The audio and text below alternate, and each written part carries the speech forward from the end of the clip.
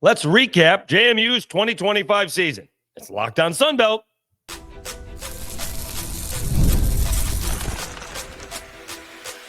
You are Locked On Sunbelt, your daily podcast on the Sunbelt Conference, part of the Locked On Podcast Network, your team every day. All right, Dave Schultz, Locked On Sunbelt, your teams every day. Today's episode brought to you by Game Time. Download the Game Time app, create an account, and use code LOCKEDONCollege for $20 off your first purchase. Boy, did we have a bunch of reaction to yesterday's episode, as you might expect. Usually if we get 20 or 30 comments, that's pretty good. We had 80 the last time I checked, and we'll probably be over 100 by the time I wake up on Tuesday morning. So I do appreciate it all. That is the quickest way we can grow the podcast. Also, don't forget about the audio, Spotify, and Apple Podcast. Apple Podcast being the most popular. We'll talk about the Oregon Ducks. I want to know because I think we had some Ducks fans comment on and telling me the Ducks team is better this year than it was last. So that could be a me problem. And it turns out Sunbelt sending 10 teams bowling this year. Unbelievable. All right, so let's recap JMU season. And for those who may want to remember or remind me, I picked JMU to finish second in the Sunbelt East. I thought Colton Joseph, two things were going on at the same time. I thought Colton Joseph was better than Alonzo Barnett III. Turns out I was right on that one. Also turns out I was right that we weren't sure how healthy Barnett was either. And I don't think he was really healthy until about October. And so that's why I picked ODU, maybe to be a little bit different, but I still had JMU second and didn't pick him fifth or anything like that. So I did pick, I actually picked Georgia Southern. I picked Georgia Southern first, picked JMU second, but I did pick Colton Joseph to probably be the player of the year. I thought he was better than Alonzo Barnett III. He had a better season. Barnett's got a better team. All right, that's a different discussion. So let's go over James Madison's team and recap it. Maybe give some Oregon fans some insight on this squad. They opened up the season with a rather easy win over Weber State, 45-10. It was 28-7 at half. And James Madison tacked down 14 in the fourth quarter. They gave up a total of 3 points in the fourth quarter, a trend this season. So a rather easy ball game to open up the season, 45-10. So the ball game that everyone's talking about, trying to figure out if this JMU team is any good, is the Louisville ball game, which they lost 28-14. You'd be hard pressed to get a more even ball game in a two-score game. These team stats are about as even as you can get. Total stats: Louisville 264 yards, JMU 263 yards. All right. The difference in this ball game was a couple things. Again, Barnett III was not completely healthy, and they were putting in. It was an odd two quarterback system. Like they were playing. It was every other play. It seemed like, and no one could get into a rhythm. And when you put Matthew Sluka in there, they basically knew he was going to run it, and so that kind of takes the surprise out of that. And then you put Barnett in there on 3rd and 11, and he's going to pass it, and that is not easy either. So that was one issue for the offense. Defensively, they played really well. They gave up two big plays. They gave up a 75-yard passing play, crossing pattern that probably was thrown for about 15 yards, and wide receiver made a good play and went to and scored a touchdown. And then at the end of the ball game, when JMU can force a punt, maybe they'll have a shot to tie things up. They gave up an 81-yard touchdown run. All right, those things still count, but the point is that 156 of those 264 yards were on two plays. So JMU's defense held their own against Louisville. The offense couldn't do a whole heck of a lot. Although you get these guys on Twitter, I'm looking at Bud Elliott. I guess he covers the Seminoles. And these guys are so good at it. It works both ways, all right? They get it. They get to say outlandish things on Twitter. So when they are right, they get to puff their chest out. And then when they're wrong, we all come back and tell them that they're wrong. So they win either way. All right. So he said that the Louisville defensive line manhandled JMU's offensive line. Well, guess who rushed for more yards? JMU did. JMU rushed for more yards. So it wasn't quite the two-score game that it would appear. So 126 to 113 yards. And remember, 81 yards of that 113 was, or on, is that what it was? 113? Yeah, total net was on one play. No, Louisville didn't rush the ball all that much. But nonetheless, it was a 28 to 14 ball game. And Bob Chesney was upset about that. Now, if say the ACC actually held up their end of the bargain and North Texas or Tulane got in above JMU, and you know what I would have said? The same thing that I said about the schools that didn't get in. If you beat Louisville, you get in. If you were undefeated, you would have been ahead of UNT and you would have been ahead of a Tulane. But that's not what happened, but that's what I would have said, right? You had your opportunity. You probably should have beaten them, certainly could have beaten them. But that's not what happened. All right. And then let's get back to it. Then they took on Liberty. Liberty was not very good this year. It was supposed to be a big ball game, but Liberty and Jamie Chadwell, not very good at all, the former Coastal Carolina coach. That was a 31-13 victory, rather easy.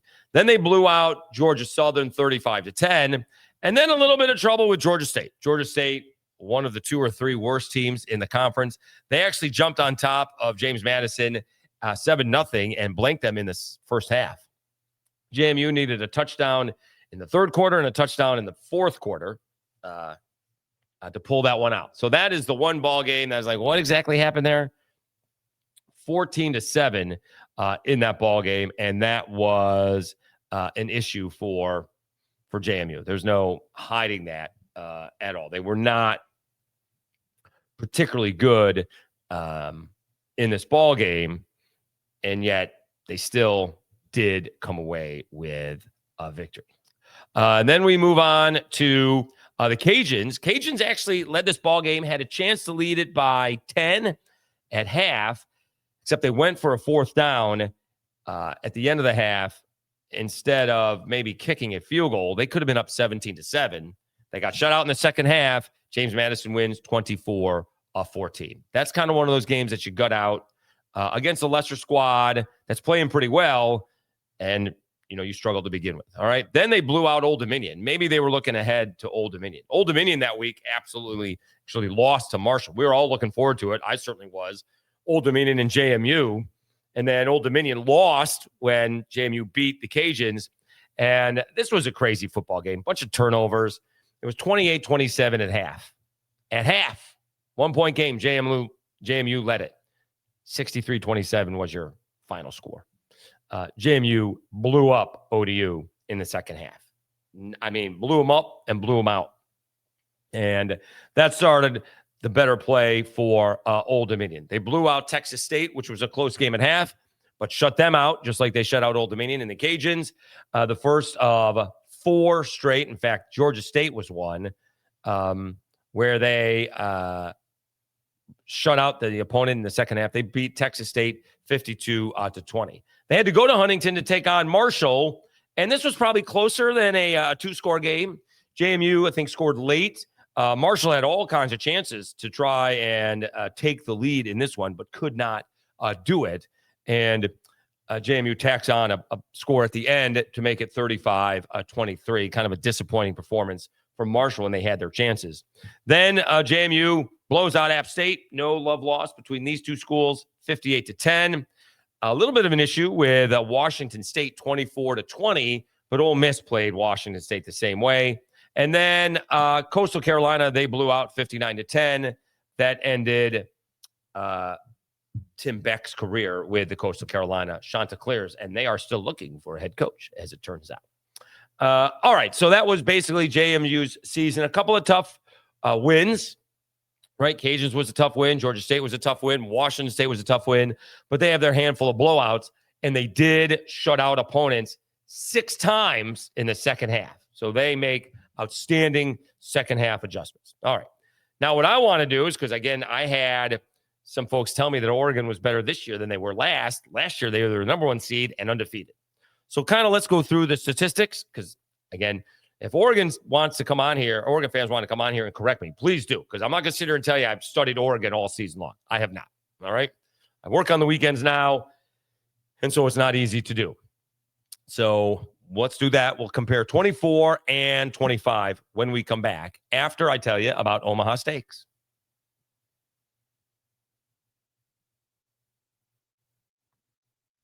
The holidays come with two big goals: feeding people well and finding gifts they'll actually love. And when you want both handled in one move, Omaha Steaks is the way to go. From hosting to gifting, they deliver the world's best steak experience right to your door. Because during their Sizzle All the Way sale, you can stock up and save in a huge way. 50% off site-wide at omahasteaks.com. And it even gets better. Locked On College listeners get an extra $35 off with code COLLEGE at checkout. I've sent Omaha Steaks as gifts before, and the reaction is always the same. This is the best gift ever. I love how easy it is to give. Shows up frozen, packed beautifully, ready to cook. Steaks are perfectly aged and insanely tender. It's restaurant level at home. So many options: fillets, burgers, comfort meals, sides, desserts. You can build a box for anyone. Holiday magic made easy. Order by 6 p.m. Eastern time, and it ships the same day.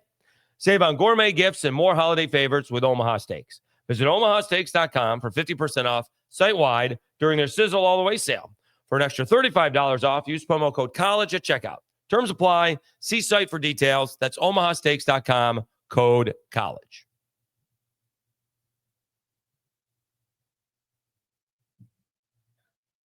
All right, Dave Schultz, Lockdown Sunbelt, your teams every day. This is behind the light. I can't see it past the light. It is just diet green tea. I wish it was something better. Okay, so let's talk Oregon Ducks. Again, I still think Oregon is a good team, if not a very good team. Just based on some of the close scores, I didn't think they were as dominant as they were last year. Turns out I may be wrong. So in 2024, as a team, they averaged almost 35 points a game, just under that, and gave up just about 19.5 points a game. All right, so that's pretty good. Obviously, really good. This year, it's even better. They scored over 38 points a game and gave up less than 15 points a game. Really impressive. All right, they gave up 178 points.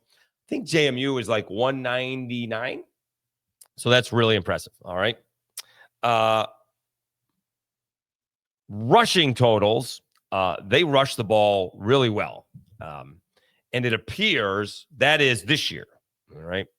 It appears they are running back by committee, I think, because let me see if I got that right. Because they don't have one dominant back. Now, Noah Whittington leads the team in attempts with 112, but Jordan Davison has 88. Daria Hill has 59. Dante Moore has 57.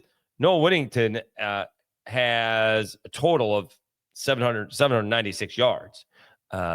Jordan Davison, he's got 542 yards, but he's got 13 touchdowns on the ground. That leads the squad. All right. So they do not have one big rushing guy. That is this year. And obviously Dante Moore is their quarterback. But last year, they did have two big players. All right. They had Dylan Gabriel. He threw for almost 4,000 yards, 38-57. And he had 30 touchdowns. And he was obviously the third round draft pick of the Cleveland Browns. He had 30 touchdowns, 6 interceptions, 73% completion percentage. He had an insane year. Also, it should be mentioned, these stats for 24 are 14 ball games. That is a Big Ten championship game and obviously a playoff loss. All right. The totals for Oregon so far are only through 12 ball games. They did not play in the Big Ten championship, obviously, and we haven't had a playoff game yet. So it's not quite equal, but you're understanding what I'm saying. All right. I hope. And their big runner last year for Oregon, James Jordan, he had almost 1,300 yards. He was outstanding. 15 touchdowns, 1,285 yards. Fantastic. Noah Whittington, actually, even last year, splitting time, he still got 560 yards last year and 6 touchdowns. Dylan Gabriel, he ran for 332 yards. All right. So that's where we are now this year. All right. In terms of passing the ball, Dante Moore's had a good year. Again, almost 73% completion percentage. Those are really insane numbers. I'm not sure we understand how good those numbers are, right? It used to be just over 50% was good, all right? And then 60% was good. And then 65% was good. That Dan Lanning has his quarterbacks throwing at a 73% clip is outrageously good. We need to understand that. Dante Moore, 24 touchdowns, 6 interceptions. Not quite as prolific as Dylan Gabriel. Again, a few less ball games. All right. So I guess he could get that amount. Got 27-33 in a yard. So I guess he could in 2 ball games throw for 600 more yards or so.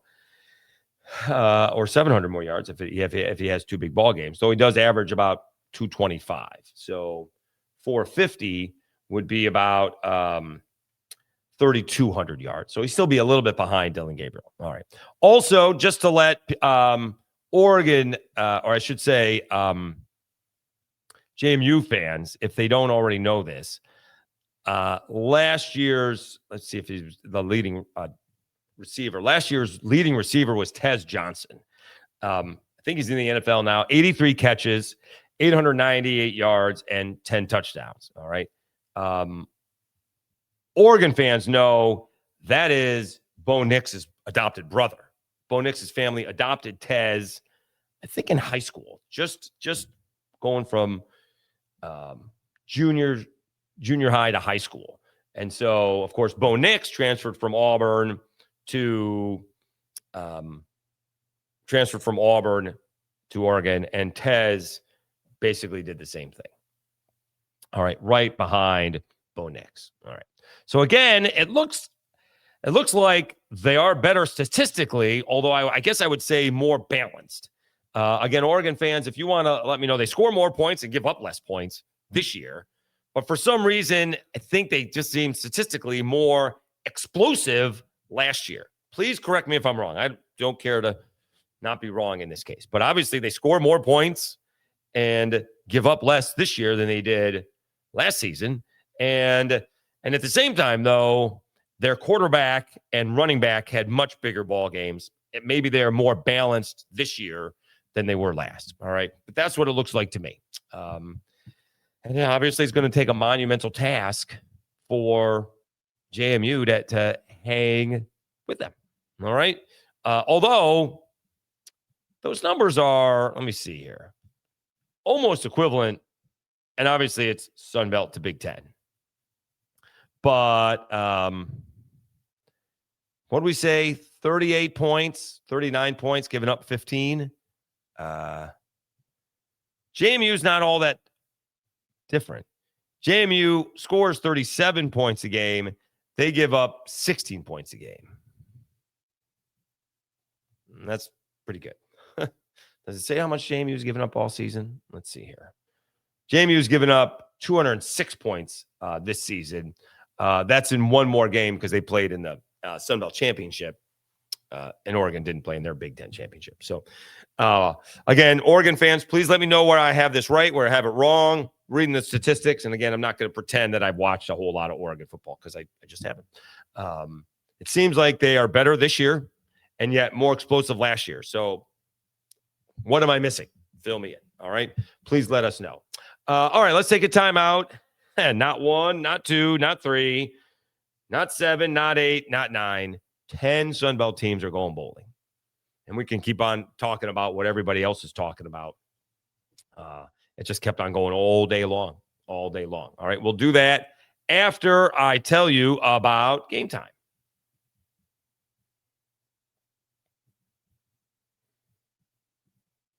The World Cup is coming back to North America for the first time since 1994. And with 48 teams for the first time ever, it's going to be massive. But let's be honest, getting tickets is usually the hardest part. That's why Game Time app is clutch. Finally giving fans a real advantage when this comes time to snagging seats.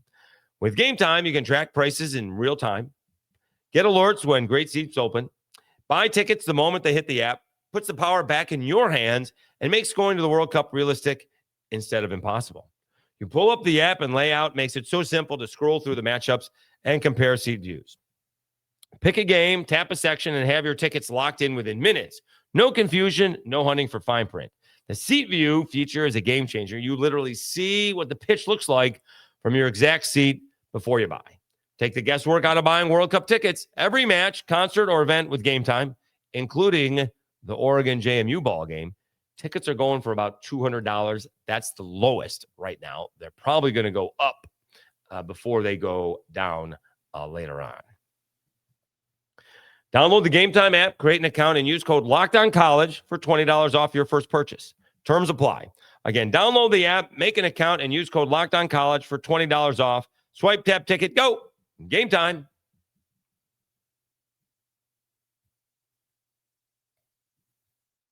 All right, Dave Schultz, Lockdown Sunbelt, your teams every day. This is on the front page of the Sunbelt Conference, and I need to go back. It's a comment from Keith Gill, the commissioner. It is certainly unusual to have two conference opponents square off in a bowl game. Even more so when these two opponents are division rivals with a long-standing history of competing against each other. When the Sun Belt sets out to construct our bowl lineup, it is always with the intent to avoid conference matchups. With every effort was made. We were unable to avoid such a matchup this year. Georgia Southern and App State will meet for a second time this season on Monday, December 29th in the J-Lab Birmingham Bowl. That is insane. With teams opting out of bowl season, the bowl system was required to identify replacement teams through the 5-7 APR tool. The NCAA utilizes APR to rank FBS institutions that have records of 5 and 7, creating the order that replacement teams will be contacted. Following 3 opt-outs, a few teams were engaged from the 5-7 APR list on selection day before App State was contacted. I'm going to give Dow Loggins a big thumbs up on this one because you got a lot of teams, say like Auburn, opting out. All right. Now, they got a whole new coach. Some of the Kansas State opted out. They got a new coach. So that may be an exception. But you got a lot of these teams that ain't playing. All right. We may be hanging on to the last pieces of our bowl history. All right. And we all, my age, I'm in the 50s. We would wake up all day, watch like the Hall of Fame Bowl would be, at noon, and the Gator Bowl would be on at noon. And then you get the Rose Bowl, the granddaddy of them all, was on at 4. That's the time slot they want. Their time, 4 p.m. our time, maybe a little bit later, maybe 5, because somewhere along the way it gets dark out there. And then the Orange Bowl and the Sugar Bowl were all at the same time, and we were all big competing halftime shows. Then the Fiesta Bowl got involved, and then we are where we are now. All right. And we probably got to too many bowls is what happened. We got to too many bowls.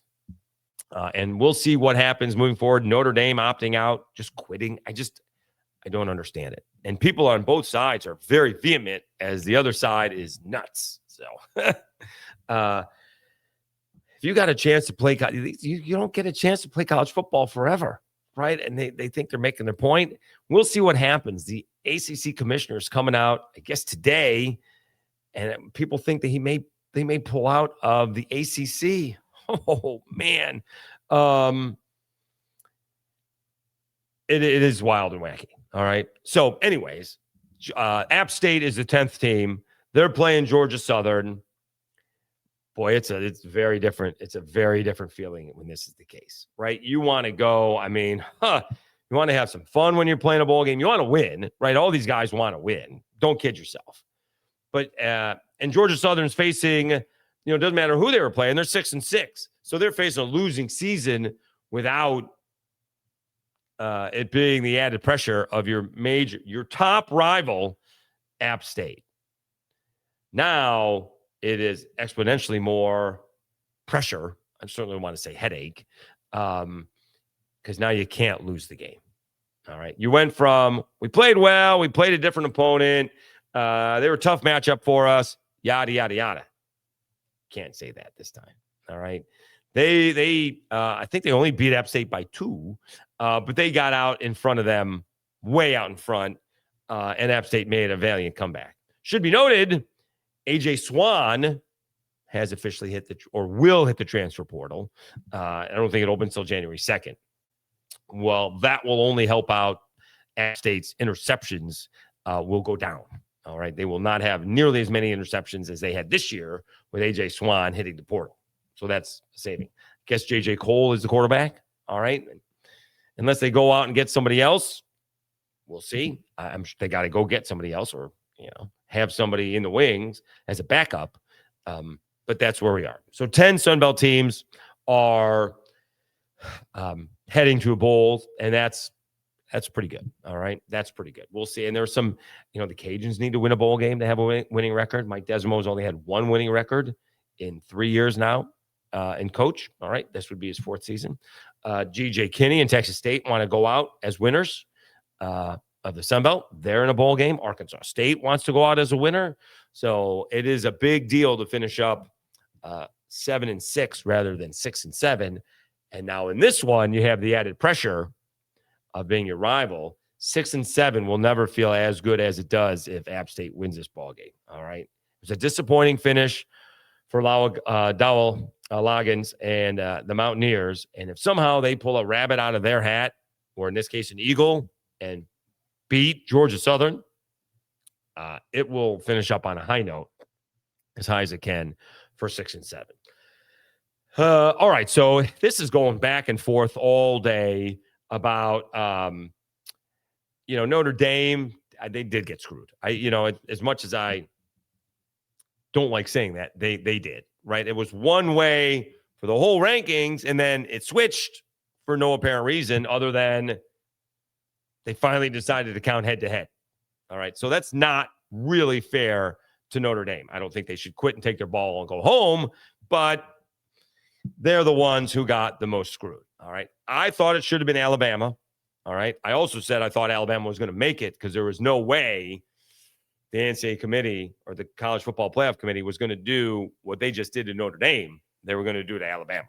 And that wasn't going to happen. That's what I thought. All right. I don't know if that was their thinking behind it, but that's what I thought was going to happen. Except I thought it was going to happen to Miami.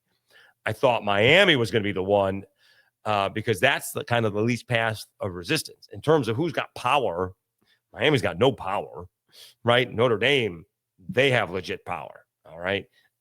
Alabama and the SEC and Greg Sankey have legit power, all right? They can dictate. Miami can't dictate anything, all right? But now you do have these ball games. Again, how much pressure is on these teams?